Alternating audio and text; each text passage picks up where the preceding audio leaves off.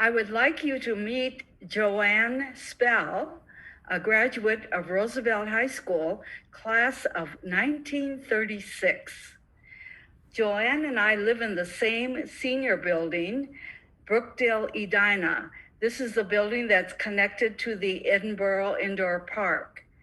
One day when we were at breakfast and getting to know each other, I discovered that she was a graduate of the same high school I was. When I told her about our upcoming reunion, I invited her to be my guest, but unfortunately, she had to decline. So I decided the next best thing was to videotape her and hear about what life was like at Roosevelt when she went there for school. And I also want to find out more about what it takes to live to be 103 years old. Hello, Joanne. Hello, Sally. And before we begin, may I thank you for inviting me to be your guest. I am honored and I am humbled. Thank you.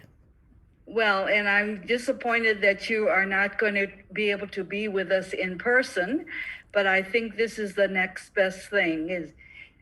I wanted to ask you, first of all, what was your name when you went to Roosevelt? Well, my maiden name was Chrysand, and from the very beginning, I was known as Yanula, the Greek word for little Joanne. And when I was 18, I chose to be called Joanne, and I've been Joanne ever since. I see. What years did you attend Roosevelt? I attended Roosevelt in 1931 through 1936. At that time, Roosevelt was a junior high and a high school. And where was your family living? We were living on 38th and Standish Avenue. And how far was that from the school? It was 9 blocks, and I walked every day in any kind of weather. So then there were no school buses or No. other means of transportation for you to use? Well, kids didn't have cars in those days. We were children of the Great Depression, and if we were lucky, there was one car in the family. So did you ever have school closed because of bad weather or what we call snow days? I don't remember any days that were closed. The schools were closed because we just went to school every day. And was there any kind of dress code when you were going to school back then? We wore dresses, skirts and blouses, skirts and sweaters, and that was it. Well, when it was below zero, that must have been very cold for you with your bare legs. It was very cold. Didn't you tell me that one of your girlfriends ended up with having frozen ankles? Yes, she did. Yes, she did. We walked 9 blocks to school, and I think it was 30 below on that day, and she froze her ankles. My goodness. What was the makeup of the school like as far as the student population? I believe that when I graduated, both the January and June classes graduated at the same time, and I believe there were about 300, that's just a guess, about 300 students combined. Were there any students of color in your classes?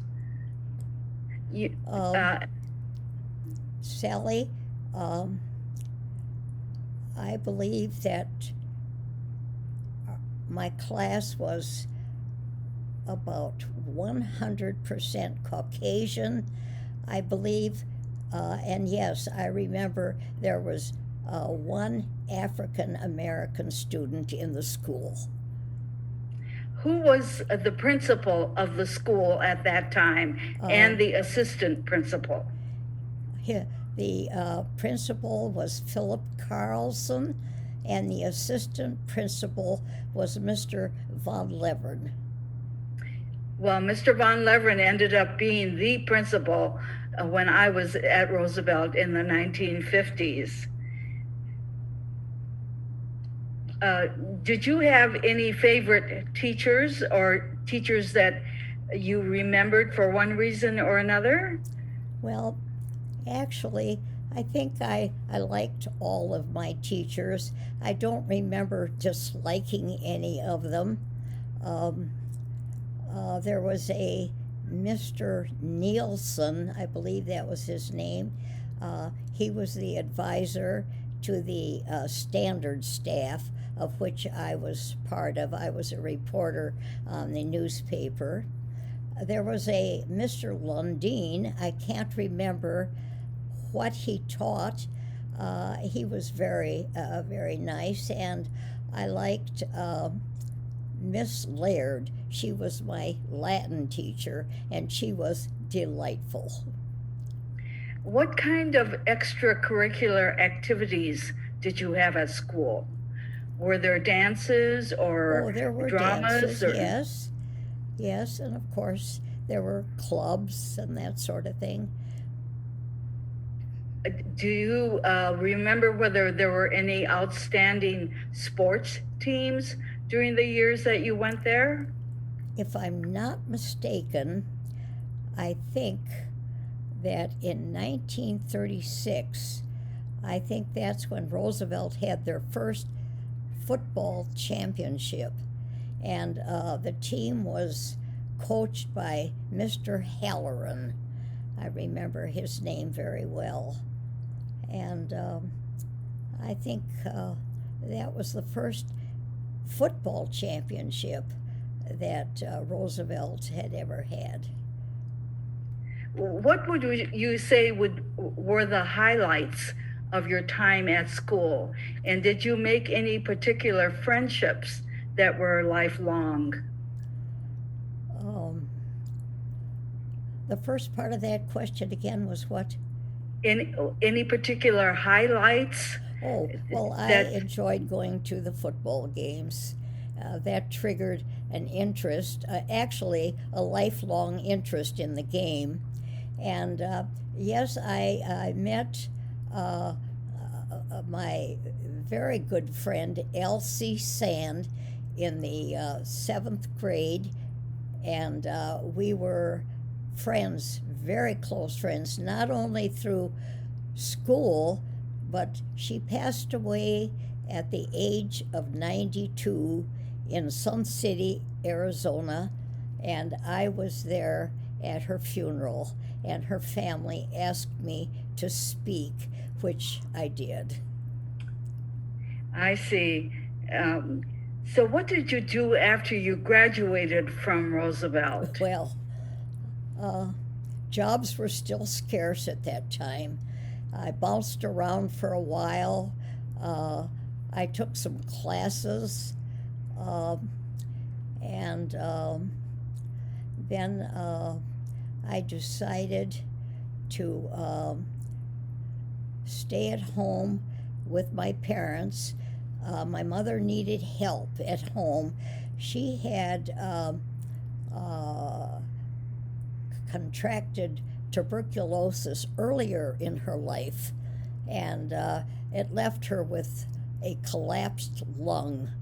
And so she needed a lot of help, and I remember I was the girl at the ironing board.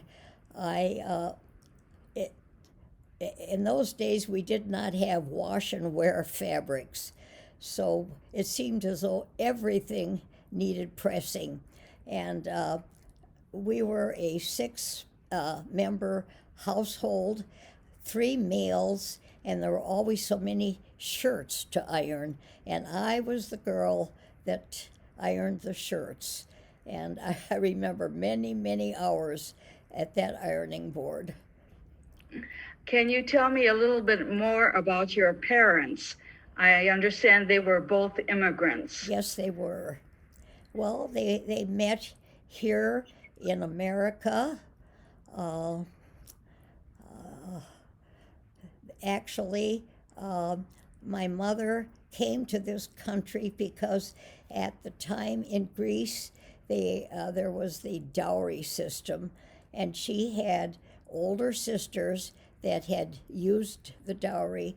So, as the youngest sister in the family, she was unmarried, and her brother said, I will take you to America. I understand there are a lot of Greek men there that want Greek brides, and I'm sure we will find a husband for you. So my parents met here in Minneapolis.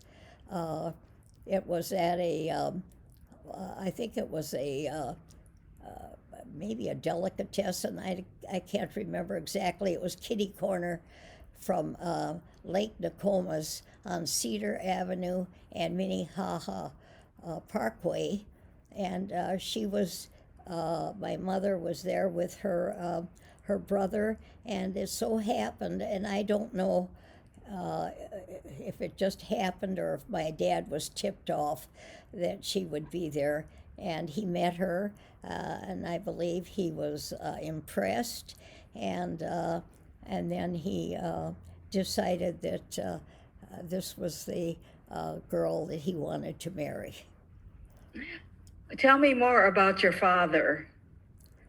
Well, he was a wonderful, wonderful human being. I adored my father, and he was very caring and very involved with his family.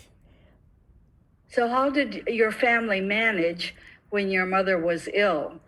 Well, my mother became ill, and she knew that she had to go to a Glen Lake Sanatorium for treatment for her tuberculosis. I was 5 years old at the time, and then